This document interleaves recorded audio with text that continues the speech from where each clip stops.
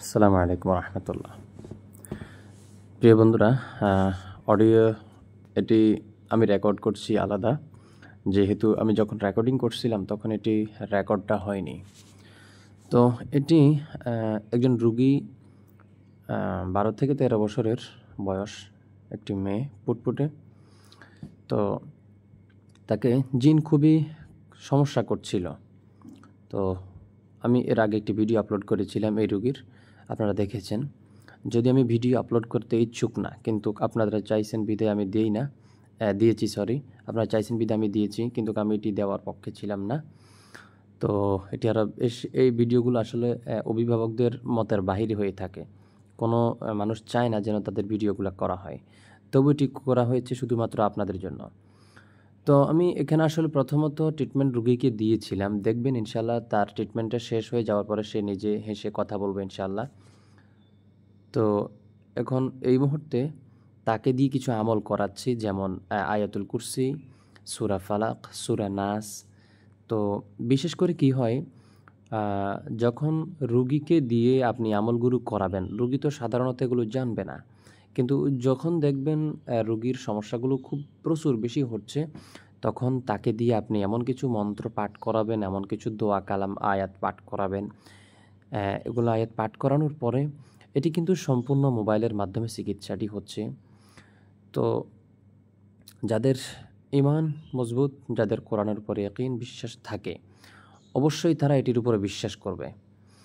তো এটির অডিওটা যদি আপনারা শুনতে পারতেন তাহলে অবশ্যই আপনাদের মনোভূতটা হতো, কিন্তু ঘটনাক্রমে এই অডিও সাউন্ডটি কেন হলো না সেটি আমি বুঝতে পারিনি, যে কোনো একটা সমস্যা ছিল।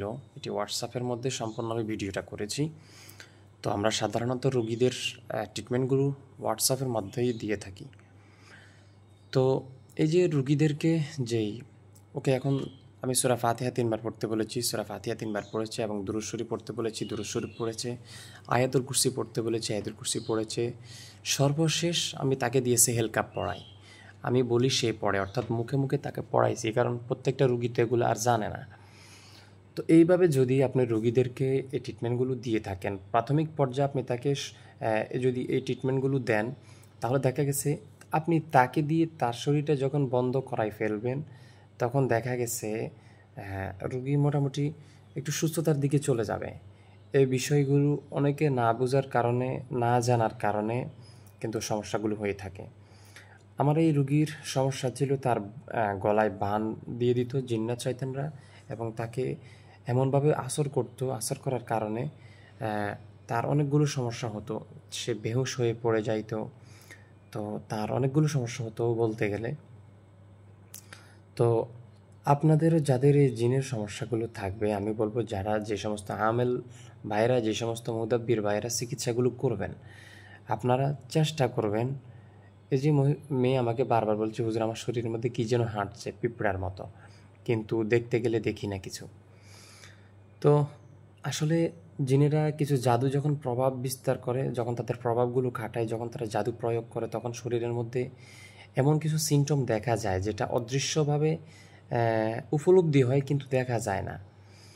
তো এর জন্য আপনি রুগীকে দিয়ে কিছু আমল করাবেন। তো রুগীকে দিয়ে যখন আমল করাবেন, আমরা ইনশাল্লাহ রুগীর ট্রিটমেন্টটা যখন করেছি ইনশাল্লাহ, এখনও পর্যন্ত রুগী আলহামদুলিল্লাহ ভালো আছে। তো বিশেষত চেষ্টা করবেন রুগীকে দিয়ে কিছু আমল করানোর জন্য। যখন রুগীকে দিয়ে কিছু আমল আপনি করাবেন, এই আমলগুলো করানোর কারণে যে সমস্ত খবিস জিন্নাতরা রুগীর ক্ষতি করার চেষ্টা করত, সেটি চালান জিন হোক, কিংবা আশিক জিন হোক, কিংবা নর্মালি কোনো জিন হোক, যেই কোনো জিন্নাত হোক না কেন, আপনি তাকে দিয়ে যখন চিকিৎসাটা করাবেন, তো এই যে মেয়ে এখনও বলছে যে আমার শরীরের মধ্যে যেন কী হাঁটছে আমার কাছে মনে হচ্ছে। আমি বললাম ঠিক আছে, তুমি দেখো কি। তো সে দেখতেছে, কিন্তু ও দেখতেছে যে কিছুই নাই, কিন্তু মনে হচ্ছে যেন অনুভব হচ্ছে, সে বলছে কিছুই নেই, কিন্তু অনুভব হচ্ছে যেন কিছু একটা তার শরীরের মধ্যে হাঁটছে, কিছু একটা আছে এই ধরনের। তো যাই হোক, সর্বশেষ আমি তাকে আবার ট্রিটমেন্ট দিয়েছিলাম, কিছু আয়াত দোয়া কালাম পড়েছি, পড়ার পরে তো তার প্রতিক্রিয়াগুলো আমি জানতে চাচ্ছি তার কাছ থেকে। আপনারা ওইভাবে তার চিকিৎসাটা করার পরে আপনারা তার কাছ থেকে এর ইয়েটা জানতে চাইবেন যে তোমার কাছ থেকে কেমন লাগছে, বা আগে তোমার কাছে কেমন লাগতো বা এখন কেমন লাগতেছে, চিকিৎসার পর বা দোয়া কালাম পড়ার পরে এখন তোমার কাছ থেকে কেমন লাগছে। তো মোটামুটি তার সাথে আমি বেশ 1 থেকে 2 মিনিট তার সাথে মোটামুটি কথা বলছি, হেসে হেসে কথা বলছি যে তোমার শারীরিক এখন কন্ডিশন কি, মোটামুটি সর্বদিক থেকে তার ফ্যামিলি স্ট্যাটাস সম্পর্কে জিজ্ঞাসা করবেন, একটু হাসাবেন, হাসানোর চেষ্টা করবেন, তার মনটাকে একটু ভালো করার চেষ্টা করবেন, এবং যে ভয়, যে আতঙ্ক তার মধ্যে ছিল এটি স্বাভাবিকভাবে একটু কথার মাধ্যমে কাটানোর চেষ্টা করবেন, এবং চেষ্টা করবেন সে যেন তার আগের স্বাভাবিক অবস্থানে যেন সে ফিরে যেতে পারে। তো আমিও চেষ্টা করছি তাকে তার স্বাভাবিক অবস্থানে ফিরিয়ে নেওয়ার জন্য, যেহেতু স্বাভাবিক অবস্থানে ফিরে গেলে তার কাছে একটু ভালো লাগবে। তো একজন জিন্নাত যখন রোগীর শরীরে থাকে, রোগীর শরীর কিন্তু প্রচুর দুর্বল থাকে, তা আমরা তাদেরকে সাজেস্ট করি কোনো গ্লুকোজ স্যালাইন জাতীয় তাদেরকে পুশ করার জন্য, কারণ জিন রোগীর শরীরে আসলে তার পুরোটা শরীর দুর্বল করে ফেলে। তো এই জন্য চেষ্টা করবেন যে সমস্ত রোগীদের শরীরে জিন থাকে ওদেরকে কিছু ভালো আয়রন, ক্যালসিয়াম কিংবা ওদেরকে ভালো কিছু স্যালাইন খাওয়ানোর চেষ্টা করবেন বা স্যালাইন দেওয়ার চেষ্টা করবেন। তো মোটামুটি তার রিয়াকশনটা ভালোই দেখছি, এবং তার কাছ থেকে আমি বিস্তারিত জেনেছি তার শারীরিক কন্ডিশন সম্পর্কে। আলহামদুলিল্লাহ এখন ভালো আছে। তো ভিডিওটি আমাদের এখানে শেষ হয়ে যাবে। আমি বলেছি যে তোমার শরীর যদি ভালো লাগে তুমি একটু হেঁটে আসো, তো তাকে হাঁটার জন্য বলছি। ভালো থাকবেন, সুস্থ থাকবেন। আসসালামু আলাইকুম।